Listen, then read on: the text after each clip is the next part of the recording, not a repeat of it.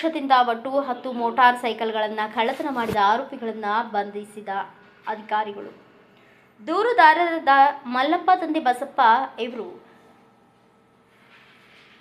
ನಂಜುಂಡೇಶ್ವರಿ ಗುಡಿ ಹಿಂಭಾಗ ಬಸಾಪಟ್ಟಣ ದಿನಾಂಕ 28/4/2026 ಠಾಣೆಗೆ ಹಾಜರಾಗಿ ತಮ್ಮ ಮನೆ ಕಳ್ಳತನ ಆಗಿರುವ ಬಗ್ಗೆ ದೂರು ಸಲ್ಲಿಸಿದ್ದು, ಸದರಿ ದೂರು ಗಂಗಾವತಿ ನಗರ ಪೊಲೀಸ್ ಠಾಣೆಯಲ್ಲಿ ದಾಖಲಾಗಿದ್ದು, ಇತ್ತೀಚೆಗೆ ಗಂಗಾವತಿ ನಗರ ಪೊಲೀಸ್ ಠಾಣಾ ವ್ಯಾಪ್ತಿಯಲ್ಲಿ ಕಳ್ಳತನವಾದ ಮೋಟಾರ್ ಸೈಕಲ್ಗಳನ್ನು ಪತ್ತೆ ಕುರಿತು ಡಾಕ್ಟರ್ ರಾಮ್ ಎಲ್ ಅರ್ಸಿಧಿ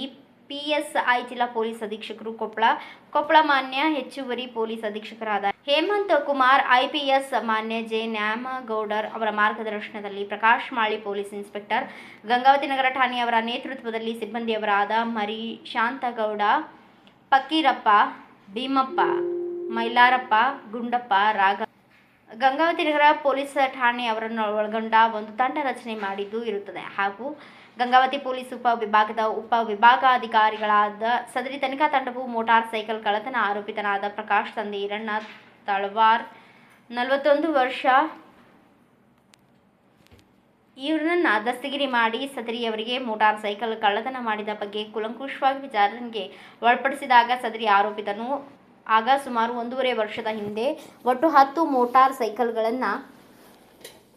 ಕಳ್ಳತನ ಮಾಡಿದ ಬಗ್ಗೆ ತನ್ನ ಸ್ವಖುಷಿ ಹೇಳಿಕೆ ನೀಡಿದ್ದರಿಂದ ಇದರೊಂದಿಗೆ ಹೋಗಿ ಒಟ್ಟು ಸುಮಾರು ಅಂದಾಜು 4,50,000 ರೂಪಾಯಿ ಬೆಲೆ ಬಾಳುವ ಒಟ್ಟು 10 ಮೋಟಾರ್ ಸೈಕಲ್ಗಳನ್ನು ಜಪ್ತಿ ಮಾಡಿಕೊಂಡಿದ್ದು, ಸದರಿ ಪ್ರಕರಣದ ತನಿಖೆ ಮುಂದುವರಿದಿದೆ.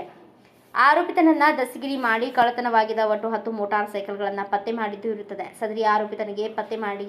ಕಳ್ಳತನವಾಗಿದ್ದ 10 ಮೋಟಾರ್ ಸೈಕಲ್ಗಳನ್ನು ಪತ್ತೆ ಮಾಡಿದ ತಂಡಕ್ಕೆ ಮಾನ್ಯ SP ಸಾಹೇಬ್ರು ಕೊಪ್ಪಳ ಅವರು ವಿಶೇಷ ಬಹುಮಾನ ಘೋಷಿಸಿದ್ದಾರೆ.